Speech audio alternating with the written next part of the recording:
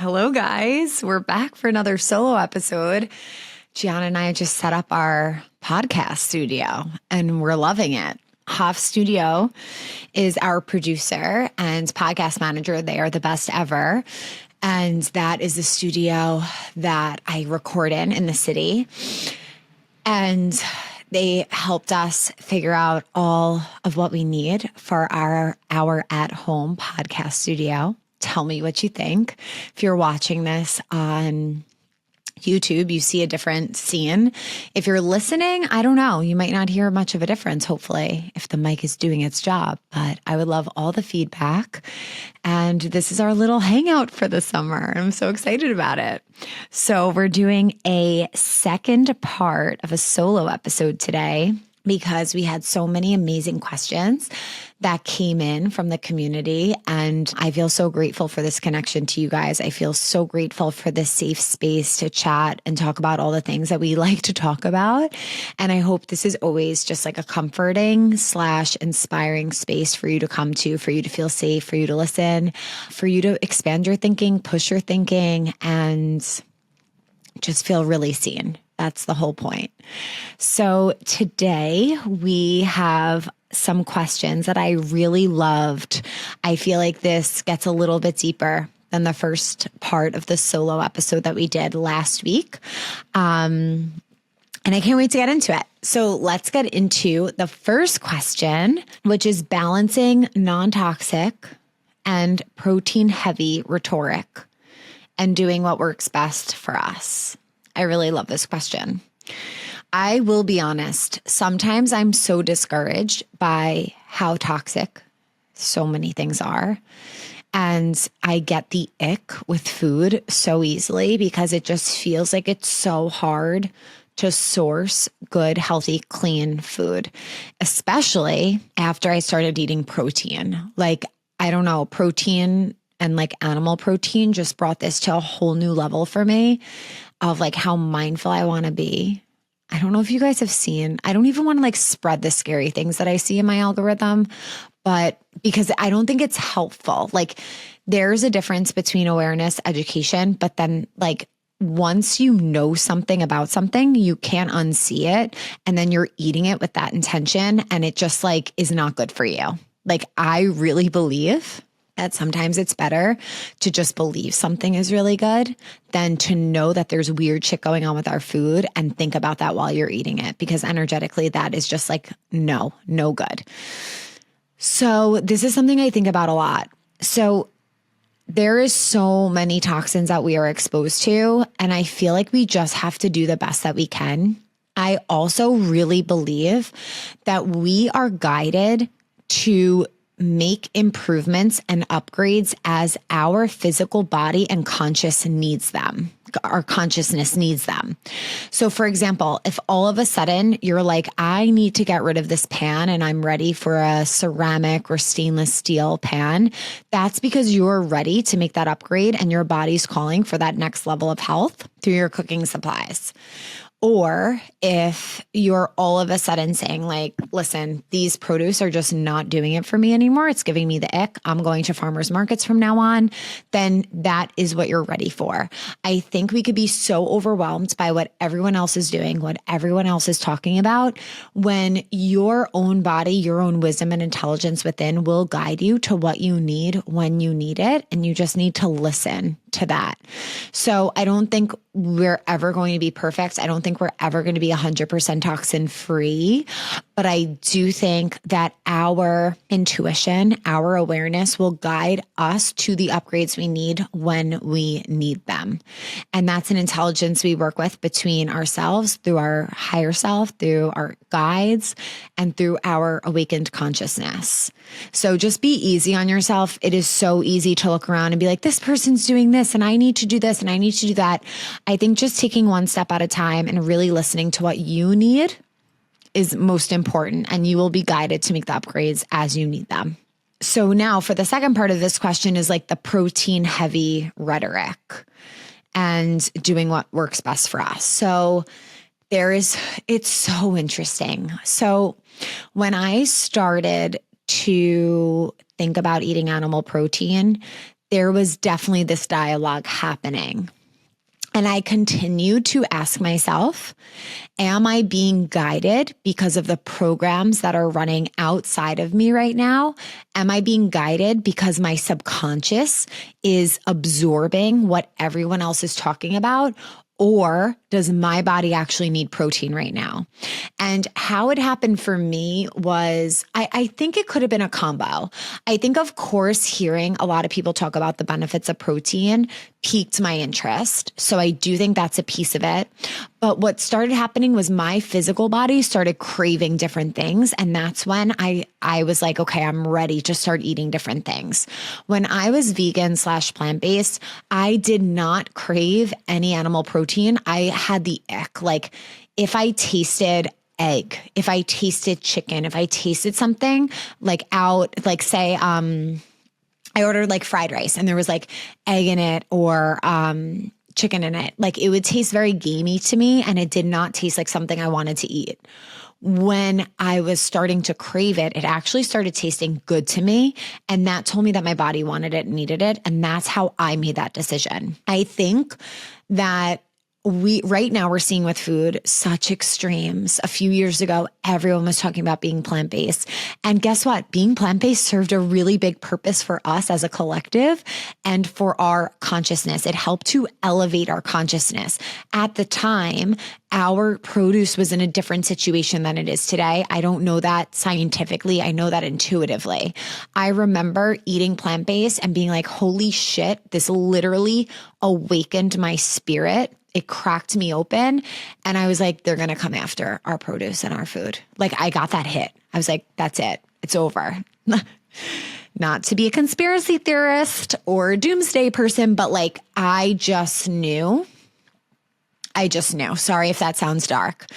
Because now look what we're dealing with the soil, with the glyphosate, with all of the freaking things. So when you are being guided to your food choices, I would suggest doing what I did and ask yourself, is this coming from me? Is this coming from the wisdom? Is this coming from the intelligence of my body? Or is this coming from programs that are running in the collective? Is it seeping into my consciousness and slowly brainwashing me to think I need to do a certain thing? That is so real. That is rampant with social media. We do not realize the impact of what we are watching, the impact it has on us and our daily choices. And people talk about this a lot. We think we have free will. We think we're completely free. However, there are things that are impacting our choices, swaying our choices without us even realizing it. So yes, at the end of the day, we get to make these choices, but what is actually impacting those choices to be made? And is it truly from our soul? Is it truly from our spirit? Is it truly from our intuition? Or is the subconscious mind guiding us more? And what's going on in the collective, the group think, is that guiding us more? So just being aware, and this is why I'm obsessed with the practice, because the practice helps us to really understand what's coming from our subconscious, being aware of where our thoughts are coming from, being aware of our thoughts, being aware of what we actually need as an individual, and not giving a shit about what goes on outside of this individual body. Knowing that's great for that person, they're guided to this. I'm not guided to that right now, and I'm listening to my body. And we receive a lot of messages through our meditation too. So if you ever feel like you're lost, if you ever feel like you don't really know what's for you, what you're taking on from the outside, go deeper in your practice. All the answers are there. Everything you need is within you. Everything. And the practice just helps to unlock that. And you start to become so intuitive. So doing what works best for you is the ultimate, because no one really knows your body except for you. And the more we tune into our practice, the more we understand ourselves. We're literally spending time with ourselves each day. We understand ourselves on a better level. We understand what's good for us. Our intuition is so strong and activated. We could look at something and just be like, no, it's a no. It's a no.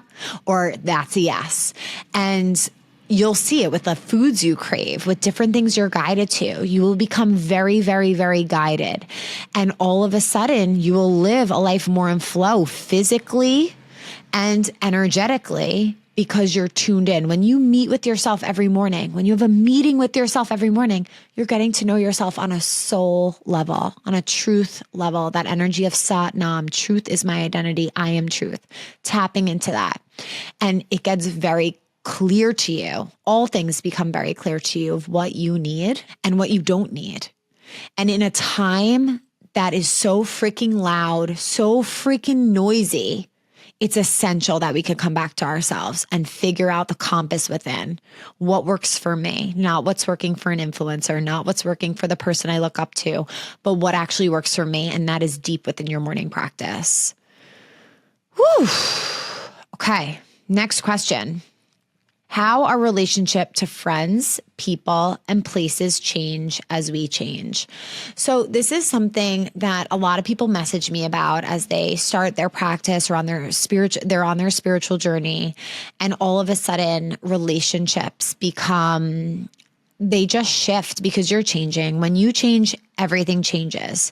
Every single thing in our life, the people in our life, the environments, the places, the interactions, the activities that we've done, it is all a frequency. Everything holds an energy. So when you start to shift your frequency, damn right, things are going to start to shift around you. You're going to start to be like, ooh, I used to love this. I'm not loving that anymore. That's not working for me anymore. I used to love spending time with this person, but now I'm realizing there's a whole ton of gossip that happens. Or after I'm done hanging out with that person, I actually feel off energetically. You will start to notice that because with your practice, you become more sensitive, you become more clear. And through that, you're more easily impacted in a way by outside energy. There's ways to protect that, but you just feel things on a deeper level, which is completely normal. So things can absolutely change, and that can be really hard. And I do think that there's a point in as you really start going deep where everything feels like it's changing. And then there's a point where you're like, actually, I have tools where I can be around these people. I just need boundaries, or I just need energetic rituals or cleansing rituals that can help me before or after. So I would say if you're in this space where you're like, oh my gosh, everything is changing, I'm guided to different things, I'm guided to different people, listen to it, but also know it can be temporary. So don't panic. And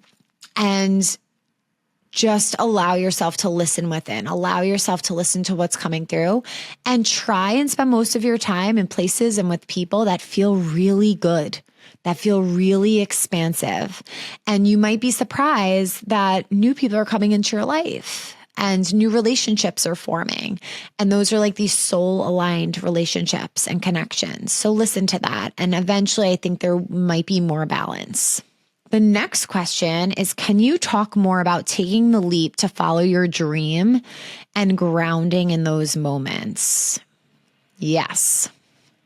So I've taken a few leaps in my life. I think the biggest leap was, of course, leaving my teaching job. And then the second biggest leap was opening the space. The first time I made the big leap of leaving my job, it was this feeling of knowing what I was worthy of, knowing that life is short, knowing that I want to be a creator of my everyday and my reality. And I knew it was my chance to do it.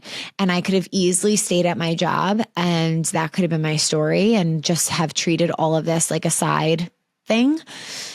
But I didn't want my story to go that way. So I got in the driver's seat and I said, I'm going to do something very, very scary. It scared the shit out of me, honestly.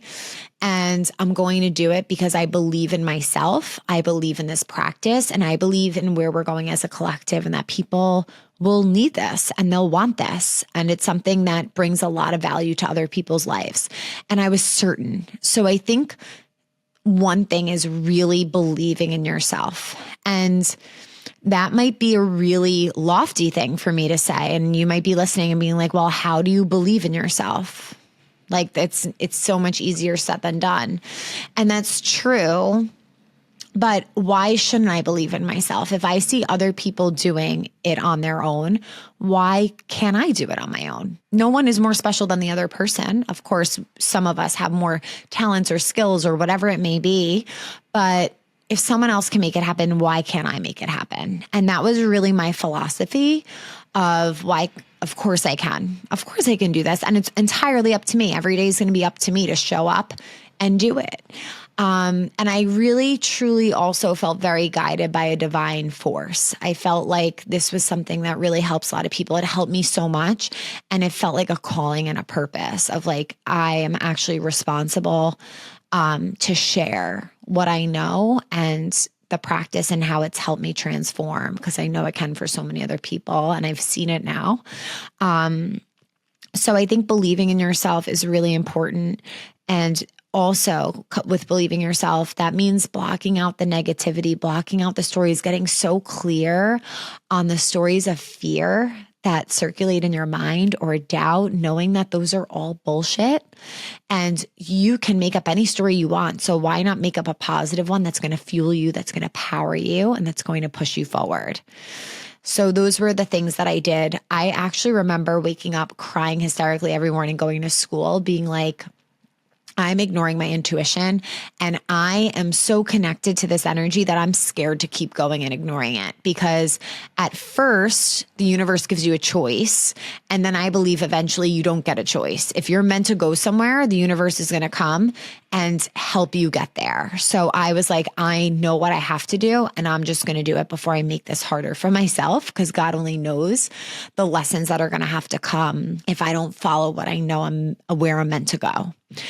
And then for the space, it was another really scary thing. I was freaking out about opening this space. It was the scariest thing ever. And some days it's still scary. I'm like, wait, what? We have a space? We have a community space? And how are the events going? And, like I want to support everyone that's coming in here and that's sharing their gifts here.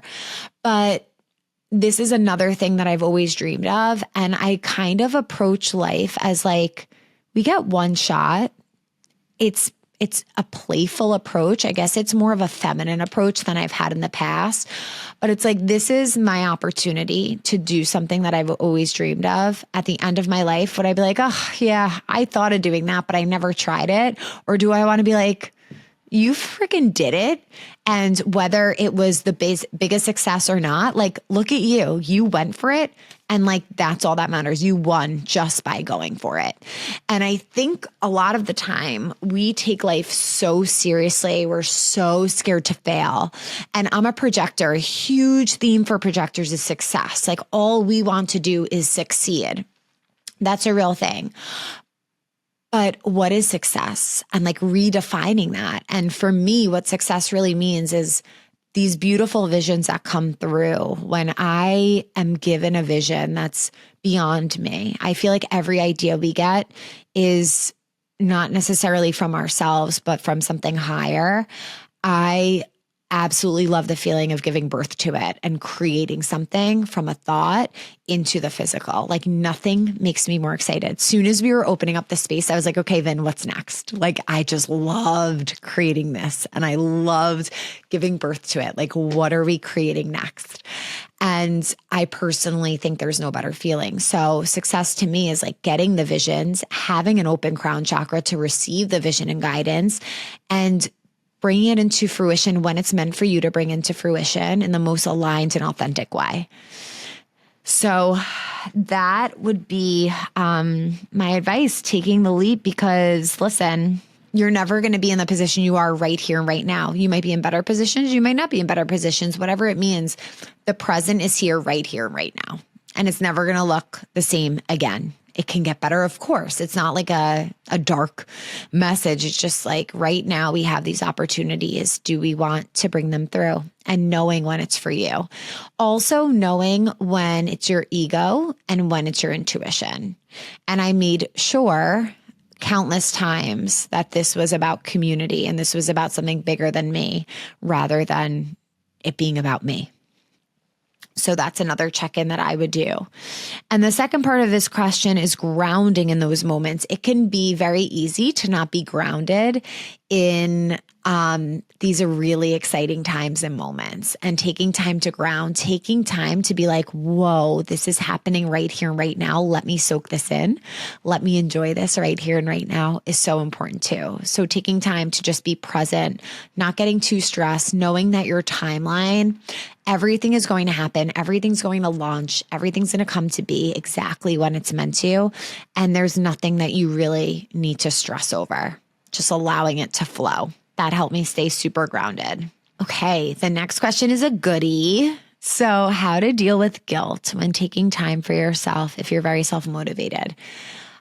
I always think about how taking time for you is not just for you. And that needs to be a mantra for all the people out there who think otherwise. So, taking time for ourselves, we're going to show up as a better version to every single other person in our life, everyone around us, by taking that time. And being self-motivated is more of a reason to take time for yourself, because when you're taking time for yourself, I'm thinking like in meditation, of course, you are going to have more clarity. You're going to be more efficient. You're going to be more grounded. You're going to be less reactive. You're going to be more aligned, and things are going to flow. So you have the opportunity to reset, to come back to you and allow everything to flow through you rather than like push and hustle and grind. So for someone who's self-motivated, I think it's so important to take time for yourself and to know that it doesn't end there. Every single interaction you're going to have that day is going to be impacted because of the time you took for yourself. You can never take care of anyone else if you're not taking care of yourself. It's true. It sounds so cliche, but it's absolutely true. I know that I can do so much more when I have the morning that I need to first reset into me. Next question is how to hold space for family while having boundaries. Guys, this is such a big lesson that I had to learn throughout so many years, over so many years. And I'm the type of person who would do anything for my family. They've always come first. And I realized I would give a lot of myself, and I would come back so depleted from visiting my family, or actually like very depressed sometimes. And Vinny was like, Erica, you got to do something about this. Like, what's going on? This was years ago. So with my practice and with the awareness, I realized that I can only show up for my family after I've taken care of myself. If I push myself beyond my boundaries and I overgive, there's going to be an imbalance, and I'm ultimately probably not going to be the best version of myself. So yes, I went and spent time with my family, but I wasn't even the best version of myself while I was there. And I've reset this whole different framework of I only want to be present with someone when I feel like I'm in alignment with my higher self, when I have a lot of light to share, rather than feel depleted and then feel like energy is being taken from me. So that helped me. I also would think about how I felt afterwards and understand that that is entirely up to me, and that's a reflection of my own self-respect. So if I'm coming back depleted or on empty or upset or depressed, I have to have better boundaries. And I became very firm with them after enough times of quote unquote failing, of coming back and not being okay. So sometimes it's trial and error, and it's really having the awareness and taking inventory of how do I feel? Am I proud of the person who just went and spent time with her family? Could I have shown up in a better way? And maybe it's best. Maybe it's not quantity, but it's quality. Maybe it's less time, but being able to really show up in all of my light. And that has really helped me. And I hope that helps you. Guilt is something I can very easily just fall into. And it's important to take care of you first. So, of course, you could hold space for family. You could spend time with family while still honoring your own boundaries. And if you're not really able to show up in the way that you potentially could. Okay, we got to our last question, which is how to deal with unexpected change. So we have a meditation for change, actually. It's the one where you bring your middle finger knuckles together, your thumbs together after tuning in, of course, and long, slow, deep breaths. That's a great meditation to help settle into change that's happening in your life. We could experience sudden change for many reasons, but seeing it as a redirection, it offers us this moment to completely trust fall to the universe and completely surrender. A lot of the time we like to have our plan. We like to know our plan and go through with our own plan. And then the universe has another plan for us that we weren't expecting. So just really taking a moment to talk to the universe. I'm talking to the universe all the time, especially in moments like this, and just being like, okay, this is not what I expected. This is a huge change and a huge shift, but I trust you. I know that this is going to guide me to the exact moment and time and space of where I need to be. I know that this is a detour because it's protecting me and it's guiding me to where I'm meant to go, and really feeling into that and believing that. Something else that can happen is thinking about times in the past where there was unexpected change and thinking about how it came into fruition after, what came to be after that. That can help give us the evidence we need to have the faith in the moments of uncertainty. I hope that helps. I want to thank you guys so much for being here for another solo episode. It's been so much fun filming at the space. It feels so cozy and exciting. I'm going to be filming another one too. Someone asked for a deep dive on faith over fear, so that will be up next. I also have a lot of exciting ones planned ahead that I literally cannot wait to share with you. But I just want to thank you so much for being here, right here and right now, sending in your questions, listening, sharing the podcast, posting about it, or even just telling me that you listen. It means the world. If you're ever guided to rate and review the pod, I would appreciate that so much. And of course, as always, if you want to try Evolve the app with these powerful, potent, transformative meditations, we always offer a 7-day free trial. So please stop by, try out a week free. We have a whole beginner section that will take you through the first 7 days of the free trial, your first 21 days of meditation, and then your first 40 days of meditation. From there, we have a calendar where we recommend meditations for you every day, giving you options based on the time you have to give.